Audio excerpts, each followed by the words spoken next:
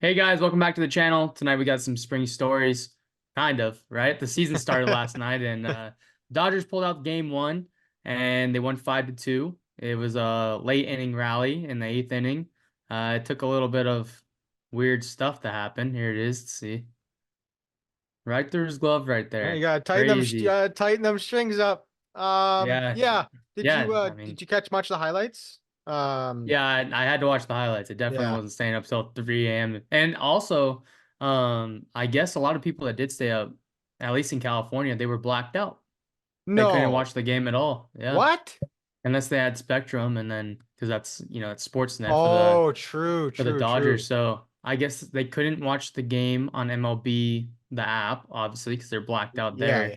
And then I Yeah. guess ESPN for some reason wasn't showing it here either in Wow. the LA area. I guess San Diego didn't have as much trouble, but yeah, something weird there. So Yeah, I'm some people stayed up surprised. for nothing.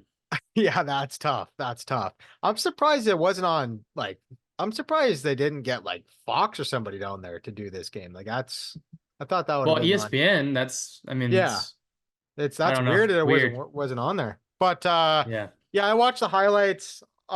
It's super weird seeing Otani and Dodger blue. It's gonna sink in eventually, but at first glance, it looks a little weird. Obviously he's been in Angels red for the last what, 6 years. So um Yeah.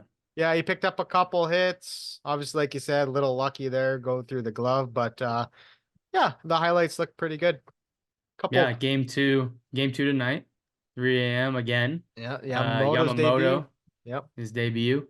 Hmm. But that might be a little overshadowed by some other news. So, breaking news tonight is that the interpreter, Ippei Mizuhara of Shohei Ohtani, Angels fans know him very well, Ippei, actually was fired by the Dodgers today, saying essentially that he had a gambling debt and there was an original post saying that Shohei helped, pay it off for him. And then they went back on that saying, here it is right here. Let's pull over Jet Pass. And so initially, spokesman for Otani told ESPN they transferred the funds for Ippei, and then they did a 90-minute interview. They did all of that, and then the lawyers essentially said, no, Shohei has no idea what this is. That's crazy. Yeah. So that's the story that's going around right now. Obviously, we'll probably never get the true side of things.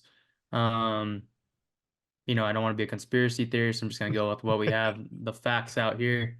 Yeah. Essentially, Ippei had a gambling debt. Used Shohei's funds to pay that debt, no matter whether that was Shohei or Ippei or he was using Shohei's bank account to basically bet. Yeah. And it's unfortunate because obviously that guy's been a ride or die for Otani, at least through the Angels days, and now going over to the Dodgers makes it one game in Yeah. Dodger blue, and he's out now. So, what's your take? Yeah, it's like you said, you gotta be careful kind of what you say about it because we don't know all the facts, like you mentioned, but yeah, this was crazy when this popped across my phone. Like I honestly, I really didn't believe it to be honest. Like you mentioned, like these two have been so close, kind of attached at the hip for a long time. And for it to come out that said like Shohei had no idea about this, that sounds like some shady stuff. You know what I mean? So yeah, hopefully we get more clarity on this because it is a huge story and it is gonna, like you said, overshadow Yamamoto's debut tonight, which is unfortunate because that guy's exciting to watch because this is the number one story in baseball right now is Yeah, Ippei. So that's unfortunate for the Soul series because that's a big marketing sell for the MLB. So that's unfortunate for sure. yeah, 100%. Well, going over some baseball news. Um, this is actually pretty interesting. Yeah. So, basically, with the new CBA, with minor league deals, they have a universal opt out if they have a certain amount of service time in MLB. So these are the players that can opt out of their minor league deal on Friday, and then the team has until Sunday to either release or put them on the 40-man roster. Yeah. So that list is Colton Wong, Roberto Perez, Joely Rodriguez, Crone, Leon, Moustakis, Pilar, Shaw, Chavez, Keller, Carrasco, Duffy, Marisnik, Pomerantz, Odorizzi, Green, Urania, Duffy, Escobar, Joey Votto, interesting, Elvis Andrews, Edwards, Peralta, Cooper, Kemp, Casali, Choi, Chase Anderson, Brad Miller, Jesse Winker, Matt Barnes, and Eddie Rosario. And didn't Kemp get released by the Reds already though? Tony Kemp just got released by Yeah. the Reds, so you could take him off this list. Yeah. So I think it's pretty interesting, especially for teams that need infielders. There's a lot of them on here. Yeah. Tony Kemp, Elvis Andrews, Brad Miller's kind of more of an outfielder now. Mm-hmm. Um, I saw Colton Wong on this list. Mm-hmm. Let's see, somebody else, somebody else. Duffy. Eduardo Escobar, Duffy, Yeah. uh, Botto. I mean, I'm kind of curious. I think the Jays will put him on the 40-man They roster, will. I but think so. Yeah. I think yeah, so too. I mean, Be but crazy. It'd be Vogelback has crazy been doing not to. good. Yeah, they Vogelback. He has like 3 home runs, so it'd be interested to see what happens there. But yeah, I honestly wouldn't be surprised. We'll get to the trade in a second. If honestly Yeah, they keep them both. To be honest, they might keep them yeah. both. I mean, you can never have Well, enough left-handed power. So that trade with here it is right here. I want to get through this real quick though. sure, Um, my thing, none of these guys are gonna be impact like the guys. big, Yeah. yeah, big acquisition, but they could be impactful off of a bench. Mm-hmm. Especially a team that I'll use my Angels for instance because they're a perfect example. You know, obviously we had Moustakis last year and Mm-hmm. Elvis Andrews. If he's not going to make the Diamondbacks, that's a perfect fit for the Angels. Luis Renjifo's already been battling some injury, and then they have Anthony Rendon, who has hit the IL every single year. So, and Elvis Andrews that can play second base, shortstop, insurance for Neto as well. Just guys like that that you can add. And all these guys are ready to play opening day too. Like they've been going through spring. So it's really, they're just changing their uniform before opening day and they're going to Yeah. make opening day rosters. Essentially, what would happen to most of these guys if they get released or opt out. So, What's your pretty, thoughts on sorry to cut you off there, Dylan, but like what's your thoughts on this new CBA type thing and allowing players to opt out to get a better opportunity with the team and potentially make another team's roster? no, I love it. I mean, at the end of the day, they're trying to get these guys to prolong careers. I mean, that's what it is. Mm-hmm. Um, when you have 30 potential free agents hitting the market right before opening day and somebody gets hurt, it definitely could be a stopgap type of deal. Maybe not a full-time deal, but if somebody's hurt, you bring in a Matt Duffy, Yep. right? Matt Duffy plays, he tries to earn his spot. He doesn't, maybe Anthony Rendon comes back. They don't have a spot for him. They let him go. He goes to another team. But he still was in the MLB during that time. Still in the 40 man, still getting that service time. And that's a big deal because they need 10 years of service time to get tenured. So Right. Right. Cole Calhoun just fought for that 10 year, doing it with the Guardians last year. He got that 10th year. He's retired now, right? Yep. Now He he's just tenured. retired So today, right? Yeah. it's a big deal. The benefits and, not all these they make all the money up front, but they gotta know how to spend wisely as well. So here's Right. the rules on it. They have to have 6+ years of service time and ended on a MLB roster or IL. So Julio Teheran was a DFA. He's not making this list. So interesting.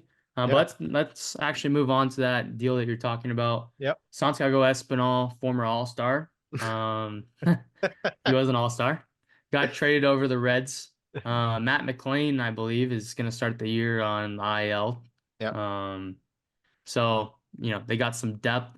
They have a lot of infielders already. Kind of a weird move, in my opinion, Yep. that he's going to the Reds. But for the package that they got him for, he can play second, can play short, can play third. Has he played outfield? No, no, not No much outfield. outfield. No, no, Okay. no. He played at Okay. So, most second, third, short, and a little tiny bit at first base. Not like I think I remember him playing a few innings at first. Could be wrong on that, Okay. but majority up the middle of the diamond. Yeah. Jonathan India just slides right in. So this is Yeah. your backup infielder on opening day with Matt Yep. McClain out. How are you feeling from a Blue Jays standpoint, letting this guy go? It's interesting because obviously the Jays did this guy right because he still has two options left. They easily could have sent him down to Buffalo, but they did him a solid and allowed him to continue playing at the major league level, which you gotta respect a little bit there.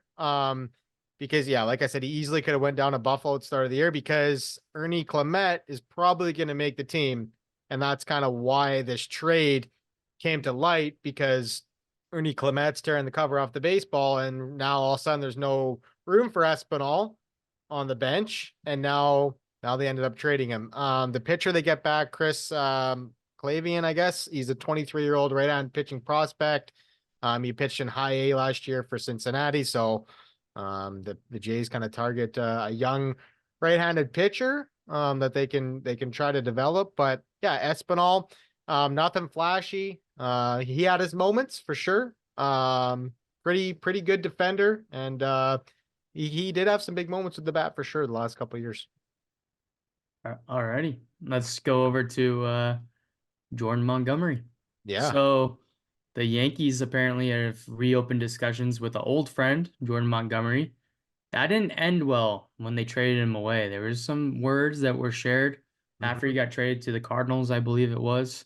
Yep. So interesting to see that they are talking again. I guess, money can always persuade you to go back to somewhere that maybe you had a bad um, time with. I don't think he necessarily had a bad time. I think he just didn't love the usage, right? So, Right.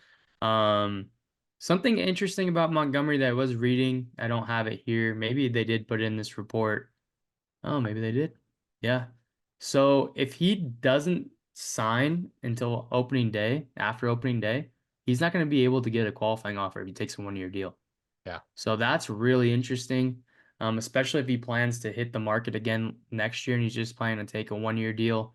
Maybe he goes, "Hey, I'm gonna wait until after opening day. We're already right there, not get the qualifying offer, and then next year he has no qualifying offer attached to him again."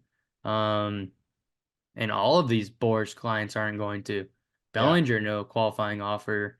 Snell will have no draft pick compensation. Yep. Um, who else took Matt Chapman? Chapman. Yep. Yeah, so all these guys won't have the qualifying offer, which makes them a little bit more. Valuable or wanted more. There's not a picks attached to your name, I guess. Yeah, I would just say that they're a little bit more enticing, right? Yeah. So, um, it is proven that those qualifying offer picks don't always really amount to much anyway. So, you can be on one side of the fence, either, oh, we need all the draft picks, or I mean, nobody really comes out of that spot anyway for the qualifying offer, the extra picks. So, Right. um, obviously the sample size is what it is. It's only been a couple, less than a decade. So, Yeah. um, interesting. But what do you think about Montgomery potentially Well, going back to the Yanks? it's not surprising that, you get news that your ace Garrett Cole is done 1 to 2 months that they re-engage in some pitchers. Like, it's not really Yeah. surprising. Like that's a huge loss, especially if it's longer than 1 to 2 months. Um, I hope not because that would suck for baseball if Garrett Cole was out longer than that. But um, there's a lot of familiarity, like you said, with this pitcher. So um it wouldn't surprise, like he slots in nicely behind Rodon and Stroman. Like that would be a nice little 1, 2, 3 there until you get your guy back. So um I'm honestly surprised, like this guy with the Red Sox just makes too much sense. Like that's such a good pair. They already lost Giolito, but I if believe John Heyman came out today saying the Red Sox are don't even have a pulse on Montgomery at this point. like that's crazy to me. Like that's such a good fit for Montgomery. The it's just been such a bizarre offseason for the Red Sox and so uncharacteristic on what we've seen from them in the past. But Yeah. For this reunion, it there definitely is a fit for sure. Yeah, we're not going to get too deep into the market right now. Maybe we'll say Mhm. that for another day. But Yep. I mean, what are the teams for him right now? I guess you can say Angels, but he doesn't really want to go to the West Coast. I mean, they missed out on Snell. Then you Yeah. have Cubs who have been linked, but haven't heard anything on that front lately. Hmm. Red Sox have been linked all year, but Heyman's saying no pulse. The Yankees supposedly have a pulse here. The Astros said that they're not going to be engaging on Montgomery. So what is really the market for Jordan Montgomery at this There's point? not Maybe the there's Twins? Yeah, maybe the Twins. Maybe they lost Sonny Gray. That would be a good little piece to add. Yeah, last minute, it would be Joe Ryan, Pablo Lopez, Montgomery. Not That's good enough to win the in that division. division, that would be good enough to win for sure. 100%. So maybe the Twins is a sleeper. I don't know where they're at with their money, How but much then like the Rangers have been linked, but they're saying with the TV deal and all that stuff, they're over the luxury tax already. Yeah. So Do you think there's a sleeper team on Montgomery, like a team like that doesn't spend a lot? Like maybe the Rays could use a guy like this? Like I think good. I that would like be that. What about the Diamondbacks? the Diamondbacks. Yeah, that's another Erod team. got hurt today. Oh, he did. I didn't see that. I didn't Yeah, see he that. came out of the game early. Hmm. So you get a Montgomery, Erod, Fott, Gallen, Merrill. Yeah. I mean But that. like I'm thinking, I'm just kind of spitballing on the Rays. Like they spent the money on Eflin, but Yeah, now maybe McClanahan's out. Glasnow's gone. yeah, like maybe that's a fit, but I don't know. That's about all I got to add. All right, perfect. All right, guys. Well, thank you guys for listening. Like and subscribe, and we'll see you on the next one. Later.